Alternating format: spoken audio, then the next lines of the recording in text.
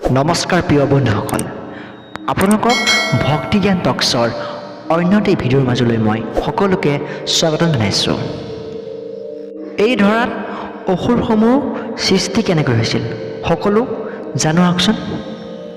অৱশ্যে দৈত্য আৰু অসুৰ দুয়োটাই হিন্দু পুৰাণ আৰু মিথলজিৰ গুৰুত্বপূৰ্ণ চৰিত্ৰ, যদিও সাধাৰণতে দুয়োটাক একেধৰণে ভবা হয়, অৰ্থাৎ দুষ্ট বা শত্ৰু শক্তি। তথাপিও পুৰাণ অনুসৰি দুয়োৰে মাজত কিছু পাৰ্থক্য আছে। অসুৰৰ উৎপত্তি। অসুৰ শব্দৰ অৰ্থ হ'ল অসুৰ, অৰ্থাৎ সুৰৰ দেৱতাৰ বিপৰীত। অসুৰসকল শক্তিশালী, তপস্বী আৰু জ্ঞানী আছিল। কিছুমান অসুৰে ব্ৰহ্মা বা শিৱৰ পৰা বৰ লাভ কৰিছিল। উদাহৰণস্বৰূপে হিৰণ্যকশিপুৰ, মহিষাসুৰ, বৃত্তাসুৰ ইত্যাদি। অসুৰসকল প্ৰায়ে দেৱতাসকলৰ সৈতে যুদ্ধত লিপ্ত হৈছিল, বিশেষকৈ ইন্দ্ৰৰ সৈতে বেছি যুদ্ধ কৰিছিল।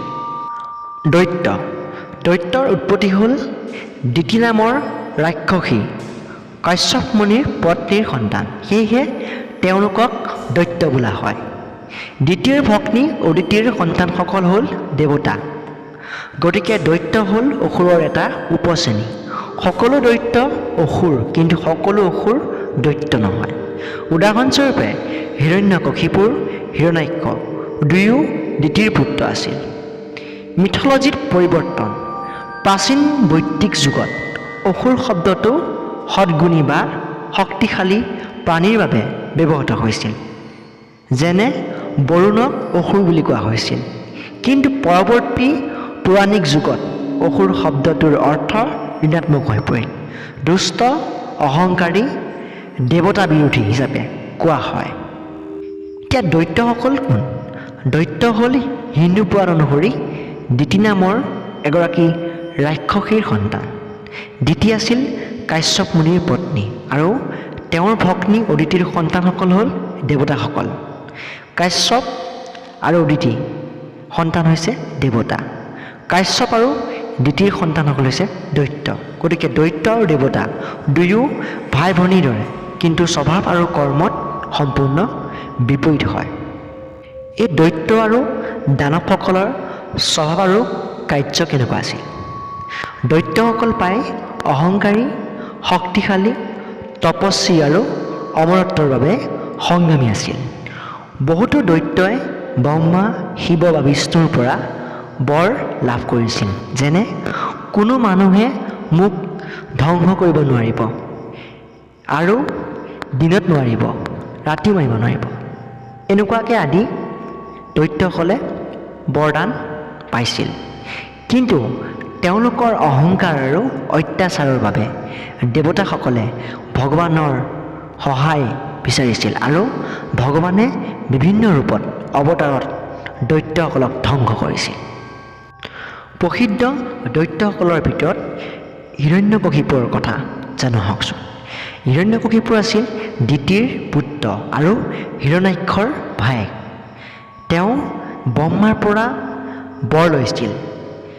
ব্ৰহ্মাই তেওঁক বৰ দিছিল, না মানুহ, না দেৱতা, না পশু, না দিনত, না ৰাতিপুৱা, না ভিতৰত, না বাহিৰত। তেওঁক কোনো স্থানতে কোনেও মাৰিব নোৱাৰিছিল।